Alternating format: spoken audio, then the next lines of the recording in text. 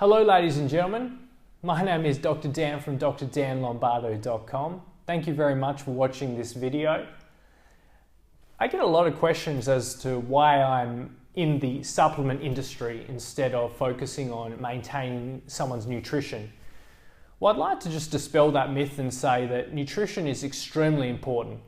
It's the cornerstone of a healthy lifestyle, along with exercise. However, it's interesting because most people eat processed foods which are highly refined, that are depleted of vitamins and minerals. In addition to that, vegetables and fruits are a fantastic source of vitamins and minerals which we need in our body to maintain a healthy lifestyle. But again, an apple today was not the same as an apple was 40 years ago. You'd have to have about 4 apples today to equal one around about 40 years ago.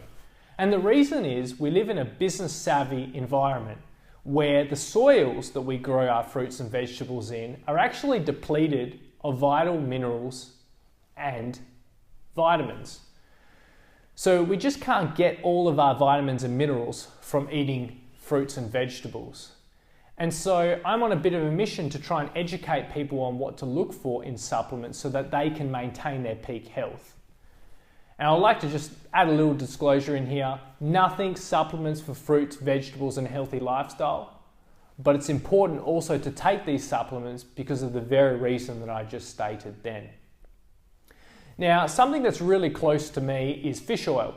And the reason it's close is because I spent 3.5 years slaving away in a laboratory trying to create a super fish oil. And after reading hundreds of articles, what I found was that there's so many degenerative chronic inflammatory related diseases that are related to people having unresolved inflammation. And how do you fix unresolved inflammation? By taking a high quality fish oil.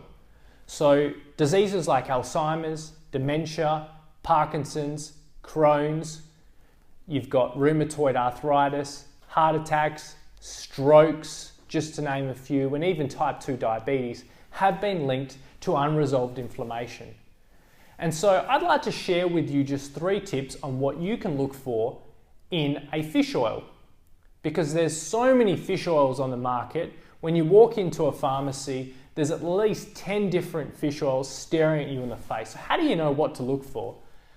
Well, hopefully these tips you can use when you go to your pharmacist and you can engage with them the right types of questions. Tip number 1. Don't be fooled by claims of ultra pure and ultra strength. So for starters, let's address the first issue. Ultra pure. If I'm getting a fish oil supplement, I expect it to be pure. There's no such thing as not pure. So it needs to be, ultra pure is just a marketing con. The second point is the ultra strength. So for us to understand what strength fish oil needs to be, we need to understand what's in fish oil. So what's in fish oil? So there's 2 compounds, EPA and DHA, eicosapentaenoic acid and docosahexaenoic acid. Just remember the abbreviations, EPA and DHA. They're the compounds that do the heavy lifting in your body. They're the anti-inflammatory mediators. They're the ones that get rid of the inflammation, help resolve it. So they're the good guys. Now, according to the Australian Nutritional Guidelines, males require 610 milligrams of both those combined. Females require 400 milligrams of both those combined. Now that can be upwards of around 1,000 milligrams to achieve your optimal, your peak health. Now that's according to the Australian Nutritional Guidelines. Now, if you're taking a fish oil supplement that's lower than that, you're not getting enough of that fish oil to have an optimal benefit, to achieve your peak benefit. And what I mean by optimal is that it helps try and prevent those degenerative diseases that I was discussing. If you're taking too much, it's a waste of money, and at high levels, fish oil is also a blood thinner. So it's important to understand what you need to be taking and the amounts that are right for you. So when you look at your fish oil bottle, look at the back and see if the EPA and DHA add up to the amount that you need. Tip number 2. Always check the quality of your fish oil.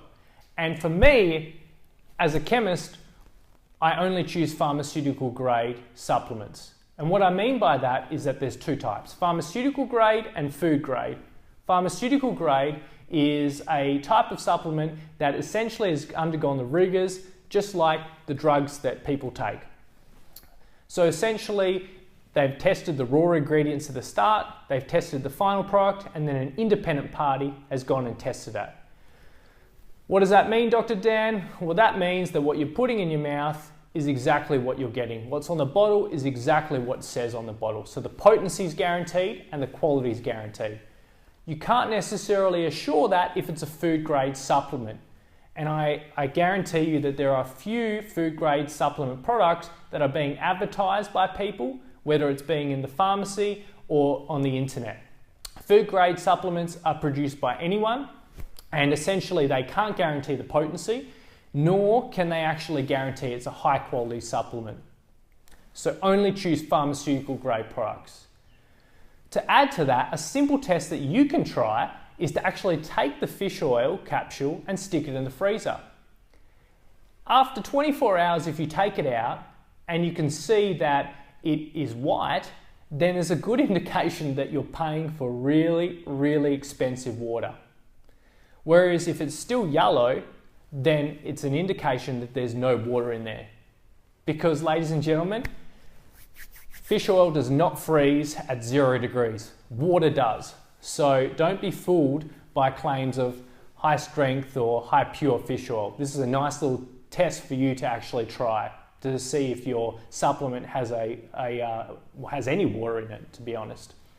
Tip 3, krill oil versus fish oil. What's the difference? There's been so much in the media of late about krill oil being much better than fish oil. Well, the facts are that one is red and one is yellow. The red one, which is the krill oil, actually has astaxanthin, which is an antioxidant, and it actually protects the fish oil from being degraded by the sun and other factors from the environment. Fish oil, the good supplements will have vitamin D or vitamin E added into the fish oil to do the same thing. So essentially the astaxanthin isn't really that great for you, right? As long as the fish oil doesn't degrade. The thing that you should be understanding and looking out for is that fish oil actually has a lot more research done compared to krill oil. There's over 4,300 articles on fish oil and around about 20 articles on krill oil, and that was as of 2013. Fish oil is in the triglyceride form, which means that there's 3 chains. The krill oil is in the phospholipid form, which means it's really 1 chain. The phospholipid form has been shown in some studies to be slightly better at being able to be absorbed into the blood, but again, the data is still quite inconclusive. So as a chemist, I still trust fish oil. In the future, I may move to krill oil, but that requires more research to be done. Just be aware that fish oil has been around for a very, very long period of time. Krill oil is slightly more expensive, and you do need, in some cases, double the amount of krill oil to just get the same as fish oil. So 4 capsules of krill oil might equal 2 capsules of fish oil. So for the most part, don't be swept up in the marketing campaign of krill oil. But again, I may change my tune in a couple of years' time when more research is done on krill oil. But for now, I take a high quality pharmaceutical grade fish oil.